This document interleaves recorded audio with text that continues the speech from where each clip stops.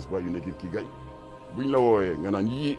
mbaa loolu mu ne waaw dañuy defaat beneen non man dama ci jële wéri di dama am diw am na ci dépression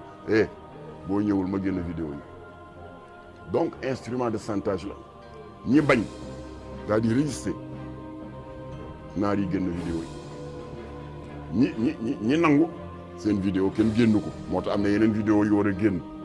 alors kon nag am na yu ma ci jox président Macky Sall pour mu xam ne lu am la yow fi ngay yëgee sa bopp di ci am vice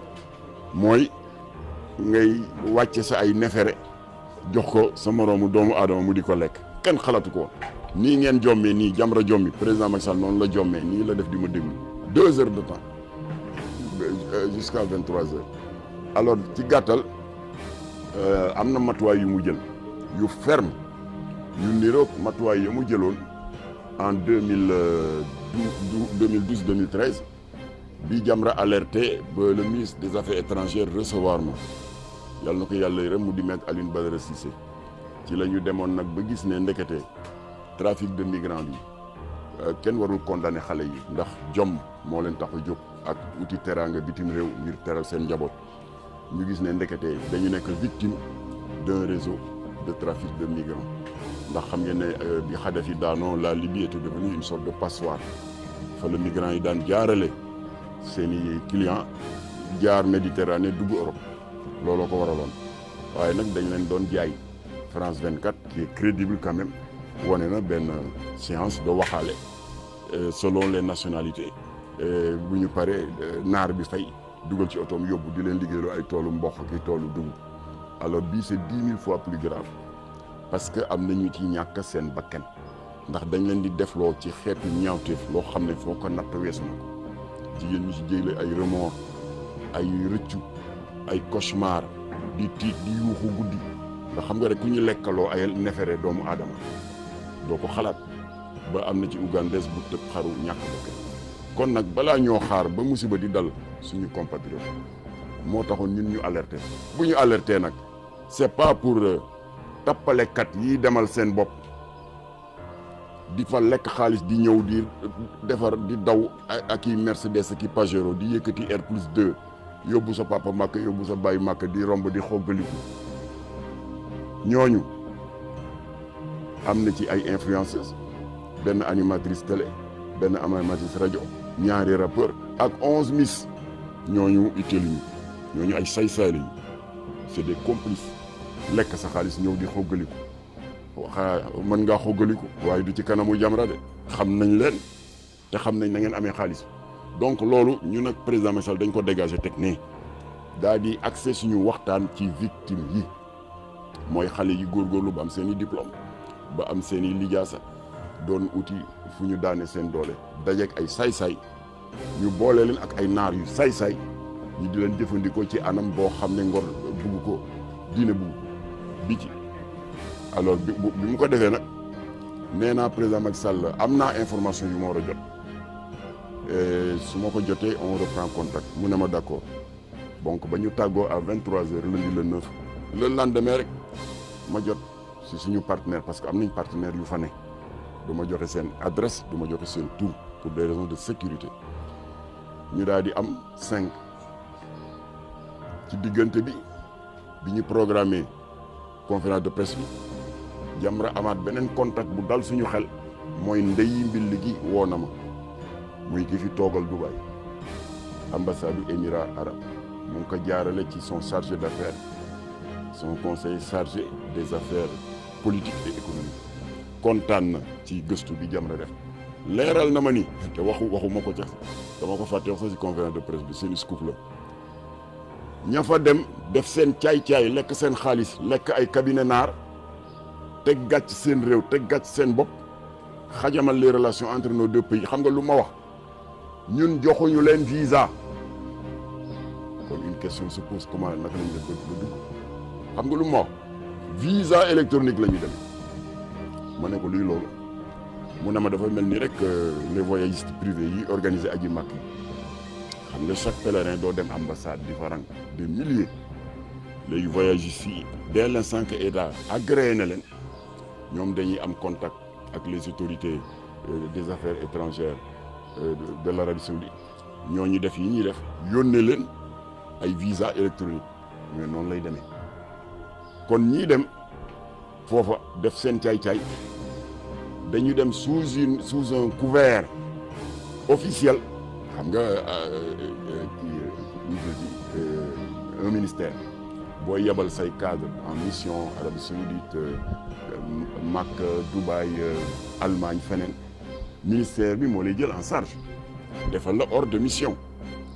kooku boo demee nga déposer ce visa cette demande de visa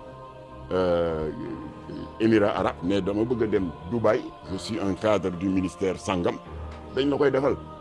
nee na ma ñun ñooñu la ñuy jox visa mais on ne donne pas de visa à des particuliers kon particulier bu dem da nga laqatu derrière une institution officielle yooyu beneen gëstu la dinaa ko wax président Macky Sall alors kon nag ba ma amee waxtaan ak moom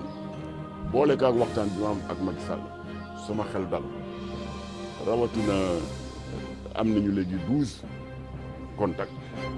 wax naa Macky Sall ne ko balaa fin de semaine danaa ko yónnee liste bi mu nekk liste boo xam ne gis naa ci réseaux sociaux yi ñu naan jox ñu liste bi dara laa leen joxul loo leen mën a régler ba rapatrier ñi da ngeen am moyen état bi leen mën a rapatrier kay laa koy jox kon balaa fin de semaine danaa ko jox bu ko defee c'est en 4 colonnes nom prénom numéro de passeport dëgg la jël nañ seen passeport mais am na ñoo xam ne balaa naar yi def seen caay-caay di ko jël jotoon nañ ko relever quelque part numéro de téléphone ak indicatif Dubaï adresse précise à Dubaï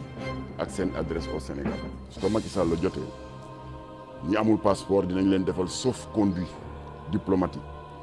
ñu mën leen exfiltrer Sénégal yabal avion ñu dugal leen ci indi leen jàmm ne ñooy salaamaaleykum wa rahmatullah waaw fuité vidéo yi bu ñu nax suñu bopp du jigéen yi ñi teg natt bi ñoo ko fuité loolu xel dem ci ak jigéen ni mu bëggee ku ko respecté bëgg a dégg nangam bëgg a tiitaru di nga dem naa jaaxaanal la tekki tubayam yebbi ay ginnaaw këram sa gémmiñ ne la lekk ko nga di ko photo di ko filmer jàllale ko réseaux yi pour tiitaru loolu yenn no maanaa naar yi ñoo génn vidéo yi ak photo yi et c'est très simple c'est-à-dire bu ñu jëflanteeg yow 2021 wala 2020 seen affaire dox parce que seen féticheurs yi ñoo leen wax ne ñi ngeen koy defee ñu def ko seen gàllankoor yeeg seen umu beeg yëpp réglé ñu war ko tontaluwaat 2 ans après ci 2022 au lieu ñu nekk di contacter ay rabatteurs ay trafiquants yoon bi di gudd balaa ñu am keneen mais de quoi de plus simple que ñu jël ki fi ñëwoon daaw woowaat ko parce que tubaab comme ni ko tubaab di waxee on ne change pas une équipe qui gagne buñ la woowee nga naan yii loolu mu ne waaw dañuy defaat beneen non man dama ci jële wér di dama am diw am na ci dépression boo ñëwul ma génn vidéo yi donc instrument de chantage la ñi bañ c'est-à-dire résister naar yi génn vidéo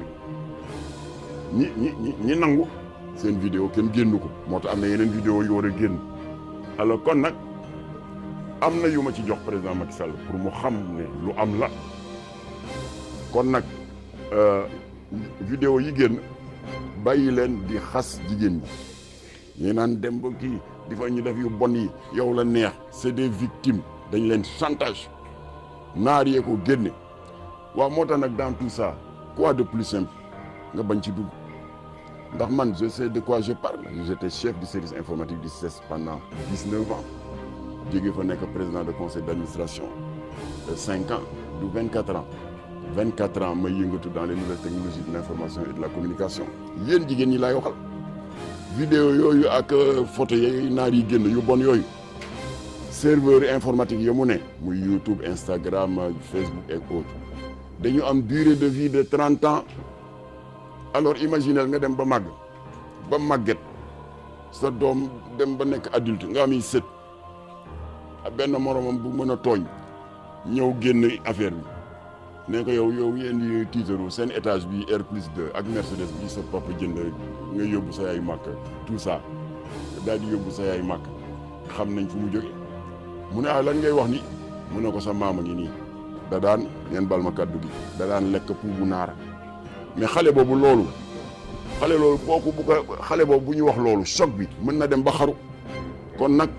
bu leen defee ne yii jàll na Facebook jeex na déedéet dafay toog 30 ans kon nag li gën a wóor bàyyi leen Dubaï bi ngeen bàyyi kook ñi sincère te gore parce que y a des hommes d'affaires honnêtes des femmes d'affaires honnêtes yu dem di jëndi marchandise di jaay yéen a ngi tilimal yoon bi yéen a ngi koy gàkkal. alors léegi nag li tax ma ne c'est des victimes te kenn waru leen diaboliser ana Mbayang Diop du moom fii la ñëw benn rabatteur piégé ko waaw na nga ñëw ñoom dañuy soxla ay mbindaan dégg nga soxla tam ci wàllu babysitting ñu leen di gardel ay liir tey tamit am na des personnes de 3e âge ñu bëgg ku leen di toppatoo Mbayang dem waaw léegi ñu ne ñu xëy rek ak Mbayang ni mu baaxee bokk famille bu baax di ku lawet ku am jom ñu jékki-jékki ñu ne Mbayang police jàpp na ko yóbbu nañ ko tribunal ñu ngi koy waaj a jugé bu moytul sax maara day taal yi ñu condamné ko à mort yàlla si yàlla musal parce que foofu le crime de sang est condamné de mort moom la naar yi tuddee xadlul hamdi ñu di ko wax ci wolof rey nit bu ànd ak teyef dans le droit positif sénégalais ñu di ko wax homicide volontaire avec préméditation loolu Arabie Saoudite peine de mort rek la loolu mari d'Italie c'est ça qui guette Mbayang mais jusque là on se limite à dire que Mbayang dafa rey patron waaye lan la ko patron def ba mu rey ko doo leen ko wax moo tax nag incha allah bu dossier Dubaï bi jeexee jotaat nañu yëngal dossier Mbayang parce que mine de rien elle est en prison depuis 2016 c'est injuste ndax dëkku naar yi respecté wu ñu nit ku ñuul mala lañ la def xar boo bañee ñu duma la boo demee nag ba sës def musiba mën na indi nga rey nit loolu yëpp mën na ci ne voilà kon na ñu ngi leen di gërëm di leen sant te yàlla na yàlla